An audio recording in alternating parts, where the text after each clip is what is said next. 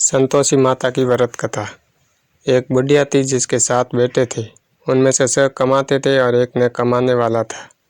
वह बुढ़िया उन 6 को अच्छी रसोई बनाकर बड़े प्रेम से खिलाती, पर 7वें को बचा खुचा जूठन खिलाती थी। परंतु वह भोला था, अतः मन में कुछ भी विचार नहीं करता था। एक दिन वह अपनी पत्नी से बोला, देखो मेरी माता को मुझसे कितना प्रेम है। उसने कहा, वह तुम्हें सभी की जूठन खिलाती है, फिर भी तुम ऐसा कहते हो। शाही तो तुम समय आने पर देख सकते हो। एक दिन बहुत बड़ा त्योहार आया। बुढ़िया ने 7 प्रकार के भोजन और सूरमे के लड्डू बनाए। 7वां लड़का यह बात जांचने के लिए सिर दुखने का बहाना करके पतला कपड़ा ओढ़कर सो गया और देखने लगा। माँ ने उनको बहुत अच्छे आसनों पर बिठाया और 7 प्रकार के भोजन और लड्डू परोसे। वह उन्हें बड़े प्रेम से खिला रही है।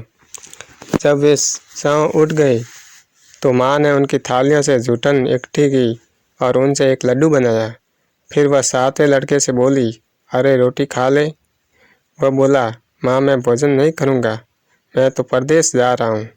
माँ ने कहा, कल जाता है तो आज ही चला जा। वह घर से निकल गया। चलते समय उसे अपनी पत्नी की याद आई, जो गौशाला में कंडे थाप रही से थी। वह बोला, हम विदेश को जा रहे हैं, आएंगे कसुकाल। तुम रहियो संतोष से, धर्म अपनो पाल। इस पर उसकी पत्नी बोली, जाओ पिया आनंद से, हमारी सोच हटाए। राम भरोसे हम रहे, ईश्वर तुम्हें सहाय। देव निशानी आपनी, देख धरू में धीर। सुधी हमारी ना बिसारियो, रखियो मन गंभीर। इस पर वह लड़का बोला, मेरे पास कुछ नहीं है, ये अंगूठी है, सो ले और मुझे भी अपनी कोई निशानी दे दे। वह बोली, मेरे पास क्या है, यह गोबर भरे हाथ है। यह कहकर उसने उसकी पीठ पर गोबर भरे हाथ की थाप मार दी। वह लड़का चल दिया। ऐसा कहते हैं, इसी कारण से विवाह में पत्नी पति की पीठ पर हाथ का छापा मारती है। चलते समय वह दूर देश में पहुंचा। वह एक व्यापारी की दुकान पर जाकर बोला, भाई मुझे नौकरी पर रख लो। व्यापारी को नौकर की ज़रूरत थी, अतः बोला, तनख्वाह काम देख कर देंगे, तुम रह जाओ। वह सवेरे 7 बजे से रात की 12 बजे तक नौकरी करने लगा। थोड़े ही दिनों में सारा लेन देन और हिसाब किताब करने लगा।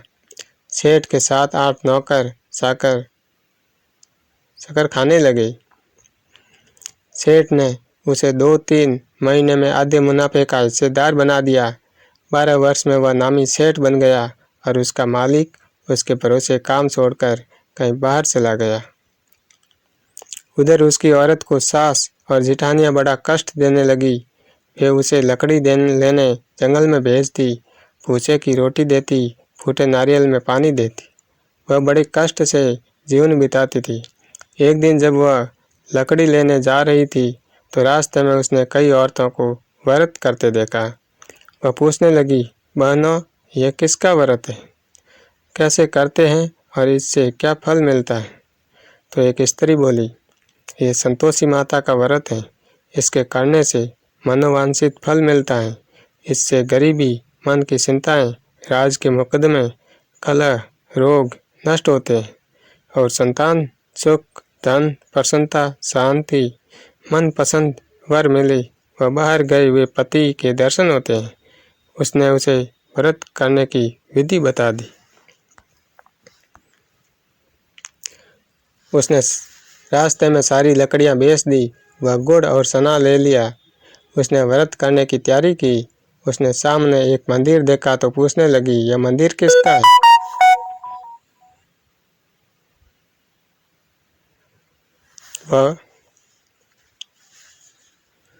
वह कहने लगे, यह संतोषी माता का मंदिर है। वह मंदिर में गई और माता के शरणों में लौटने लगी। वह दुखी होकर बेनती करने लगी, माँ मैं अज्ञानी हूँ, मैं बहुत दुखी हूँ, मैं तुम्हारी शरण में हूँ, मेरा दुख दूर करो। माता को दया आ गई। एक शुक्रवार को उसके पति का पत्र आया और अगले शुक्रवार को पति का भेजा हुआ धन मिला। अब तो जेठ जेठानी और सास नाक सिकोड़ के कहने लगे, अब तो इसकी खातिर बढ़ेगी, ये बुलाने पर भी नहीं बोलेगी। वह बोली, पत्थर और धन आवे तो सभी को अच्छा है। उसकी आंखों में आंसू आ गए। वह मंदिर में गई और माता के शरणों में गिरकर बोली, हे माँ, मैंने तुमसे पैसा कब मांगा था? मुझे तो अपना सुहाग चाहिए। मैं तो अपने स्वामी के दर्शन और सेवा करना मांगती हूँ। तब माता ने प्रसन्न होकर कहा, जा बेटी, तेरा पति आवेगा। वह बड़ी प्रसन्नता से घर गई और घर का काम काज करने लगी। उधर तुलसी माता ने उसके पति को सौपन में घर जाने और पत्नी की याद दिलाई।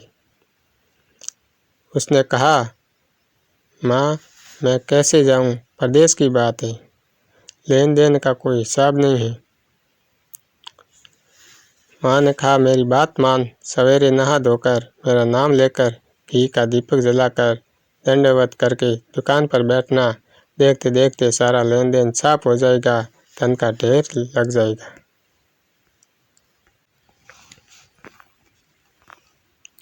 सवेरे उसने अपने सौपन की बात सभी से कही तो सब दिलगी उड़ाने लगे। वे कहने लगे कि कई सपने भी सत्य होते हैं। पर एक बूढ़े ने कहा, भाई, जैसे माता ने कहा है वैसे करने में क्या डर है?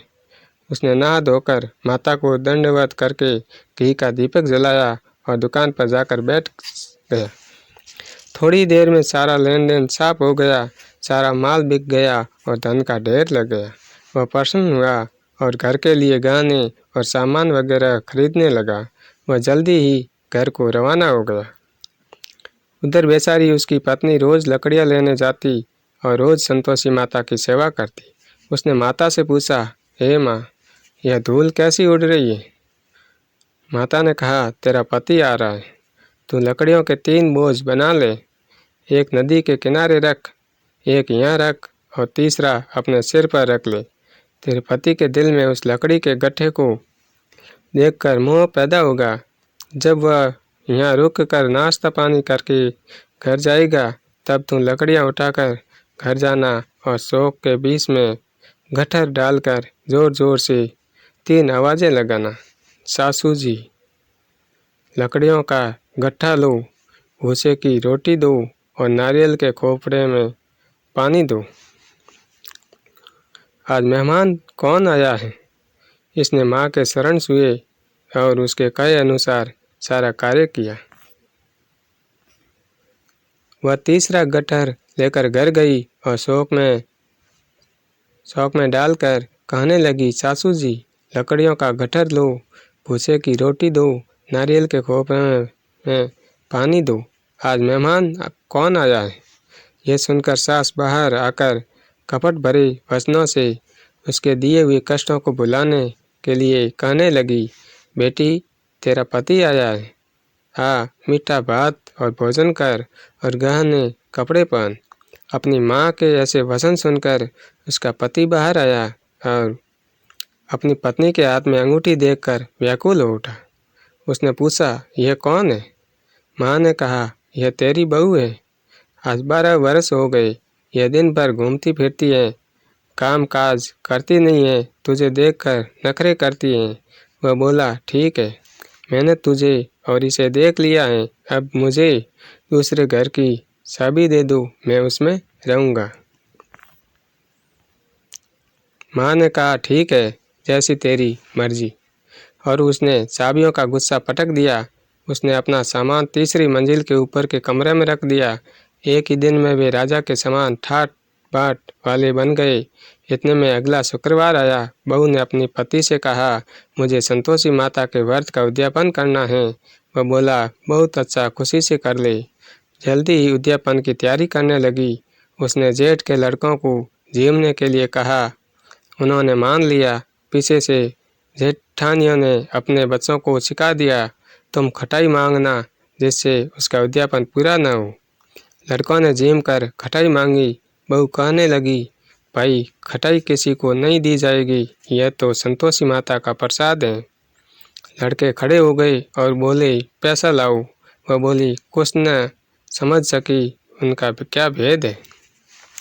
उसने पैसे दे दिए और वे इमली की खटाई मंगा कर खाने लगे। इस पर संतोषी माता ने उस पर रोष किया। राजा के दूत उसके पति को पकड़कर ले गए। वह बेचारी बड़ी दुखी हुई और रोती हुई माताजी के मंदिर में गई और उनके शरणों में गिरकर कहने लगी, हे माता, यह क्या किया? हंसाकर अब तुम मुझे क्यों रुलाने लगी? माता बोली, पुत्री, मुझे दुख है कि तुमने अभिमान करके मेरा व्रत तोड़ा है और इतनी जल्दी सब बातें भुला दी। वह कहने लगी, माता, मेरा कोई अपराध नहीं है, मुझे तो लड़कों ने भूल में डाल दिया, मैंने भूल से ही उन्हें पैसे दे दिए। माँ, मुझे क्षमा करो, मैं तुम्हारा दोबारा उद्यापन करूँगी। माता बोली, जा, तेरा पति रास्ते में आता हुआ ही मिलेगा। उसे रास्ते में उसका पति मिला। उसके पूछने पर वह बोला, राजा ने मुझे बुलाया था, मैं उससे मिलने गया था। वे फिर घर चले गए। कुछ ही दिन बाद वह फिर शुक्रवार आया। वह दोबारा पति की आज्ञा से उद्यापन करने लगी। उसने फिर जेठ के लड़कों को बुलावा दिया। जिठानियों ने फिर वही बात सिखा दी। लड़के भोजन की बात पर फिर खटाई मांगने लगे। उसने कहा, खटाई कुछ भी नहीं मिलेगी, आना हो तो आओ। यह कहकर वह ब्राह्मणों के लड़कों को लाकर भोजन कराने लगी। यथाशक्ति उसने उन्हें दक्षिणा दी। संतोषी माता उस पर बड़ी प्रसन्न हुई। माता की कृपा से 9वें मास में उसके एक चंद्रमा के समान सुंदर पुत्र हुआ। अपने पुत्र को लेकर वह रोजाना मंदिर जाने लगी। एक दिन संतोषी माता ने सोचा कि यह रोज यहाँ आती है, आज मैं इसके घर चलूं, इसका सासरा देखूं। यह सोचकर उसने एक भयानक रूप बनाया। गुड़ व चने से सना मुख, ऊपर को सूंड के समान होठ, जिन पर मक्खियाँ भिनभिना रही थी। इसी सूरत में वह उसके घर गई। देहली में पांव रखते ही उसकी सास बोली, देखो, कोई डायन आ रही है, इसे भगाओ, नहीं तो किसी को खा जाएगी। लड़के भागकर खिड़की बंद करने लगे। 7वें लड़के की बहू खिड़की से देख रही थी। वह वहीं से चिल्लाने लगी, आज मेरी माता मेरे ही घर आई है। यह कहकर उसने बच्चे को दूध पीने से हटाया। इतने में सास बोली, पगली, किसे देखकर उतावली हुई है? बच्चे को पटक दिया है।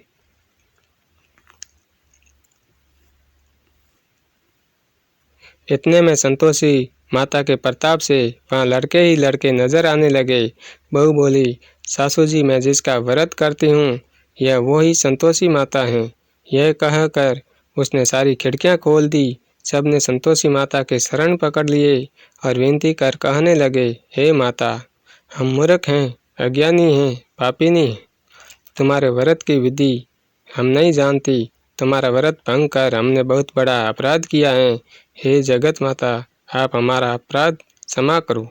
इस पर माता उन पर प्रसन्न हुई। बहू को जैसा फल दिया वैसा माता सबको दे।